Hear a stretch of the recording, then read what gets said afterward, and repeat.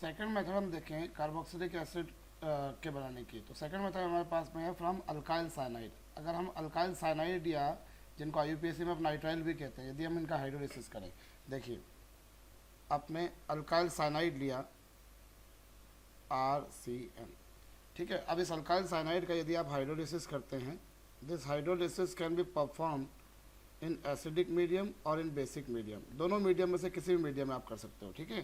जब आप alkyl cyanide का हाइड्रोलिसिस करते हैं तो क्या मिलता है आपको, RCONH2। पहले आपको मिलता है RCONH2 यानी क्या, acid amide.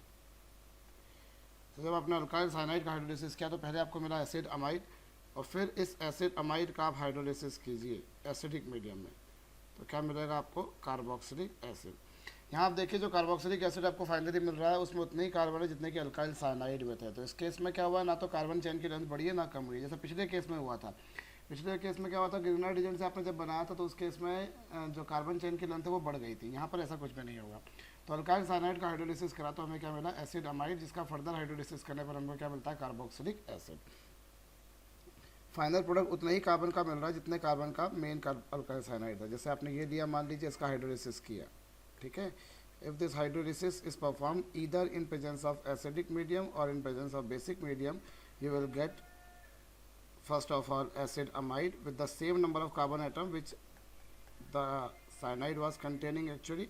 Now after the final hydrolysis you will get the desired carboxylic acid, okay, and the final carboxylic acid again saying is having the similar number of carbon atoms which alkyl cyanide was having, okay.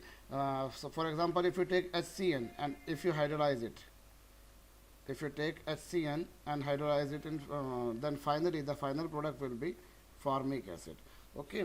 So this is a method by which we are able to prepare carboxylic acid from alkyl cyanide or from the alkyl nitrile, okay. यहाँ पर एक बात आप और ध्यान दे सकते हैं कि अगर मान लीजिए जैसे भी हमने क्या इस मिक्सचर को यहाँ पे गर्म किया, आप देख रहे हैं जैसे कि यहाँ पर हमने क्या करा, इस मिक्सचर को यहाँ पर गर्म किया है।